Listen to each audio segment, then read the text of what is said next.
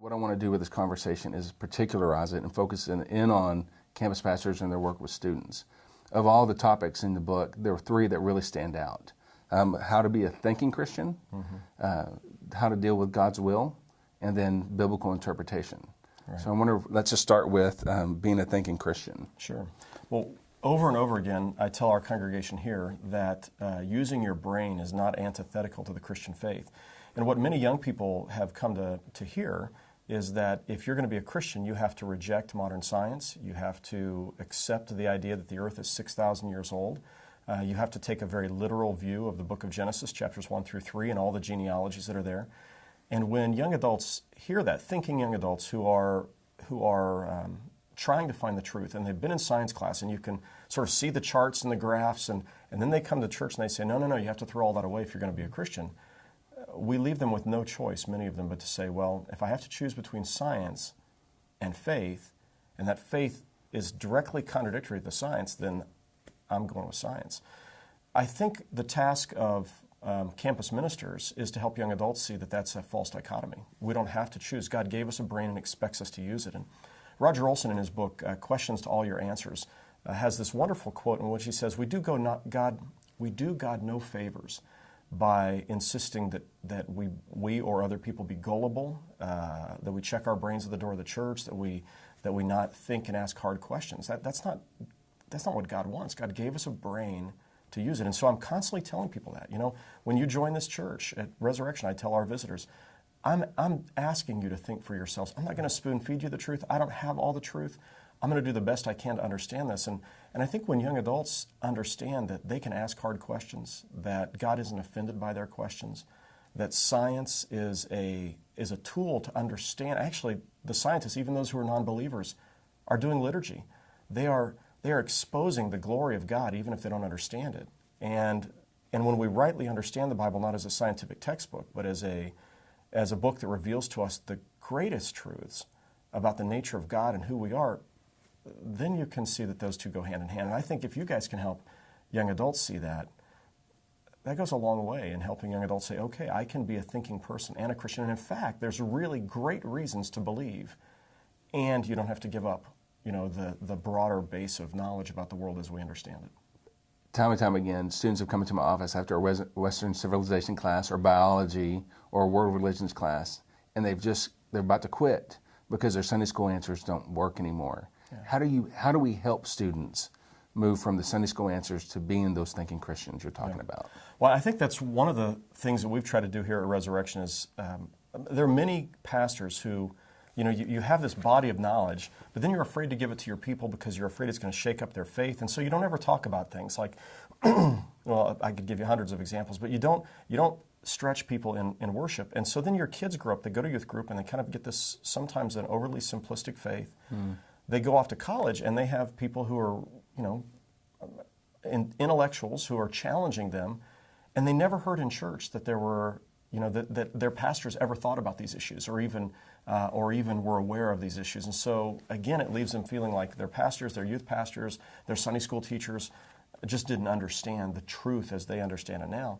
And of course, that leaves an onus on campus ministers to say, wait a minute, no, we're pretty aware of this stuff. You know, we understand these arguments, and here's how faith fits into it. You don't have to decide between these two. I think about it as an example.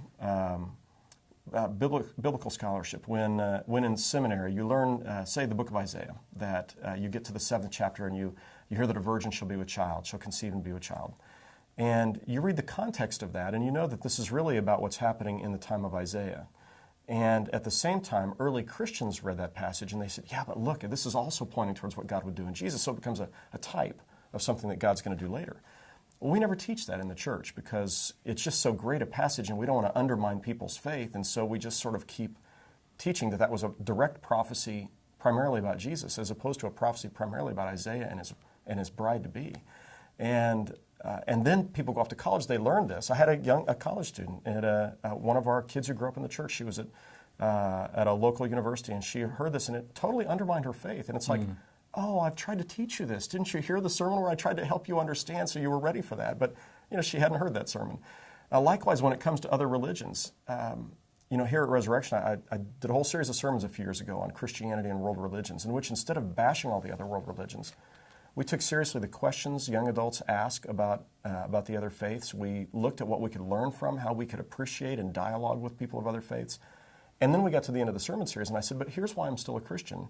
After having really honestly and openly dealt with Hinduism, Islam, Buddhism, Judaism, and here's what I appreciate about those faiths. Well, I felt like our kids were better prepared to go off to school and to learn about those faiths and not have their faith shaken.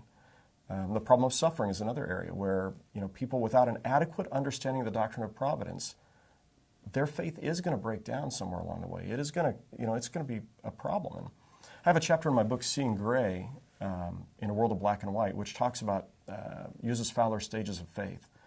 And when and I'm assuming all you campus ministers are familiar with that. You may like it, you may not like it, but it gives at least some sort of way of recognizing that our psychological development often parallels our spiritual development.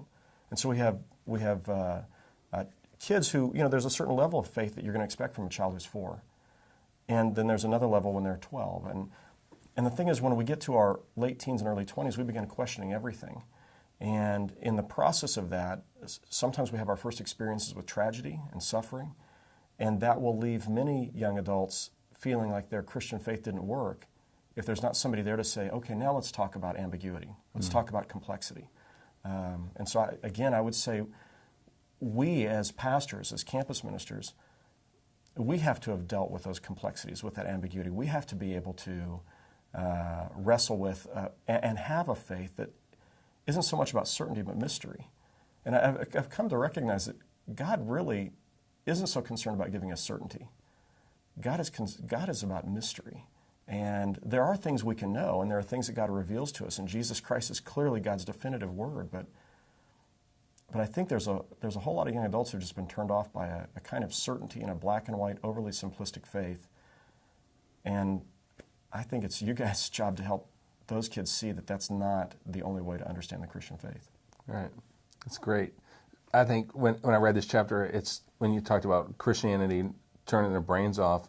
Here, these students are they're on the other extreme. They're questioning everything, and they're trying to figure out how to hold on to it on many times. Yeah, that's right. So just giving them some handholds. Yeah. It's interesting. Just this week on Facebook, I had a young man who was in church 2 weeks ago, and I mentioned the Earth was 4.5 billion years old, and he's a senior at K-State.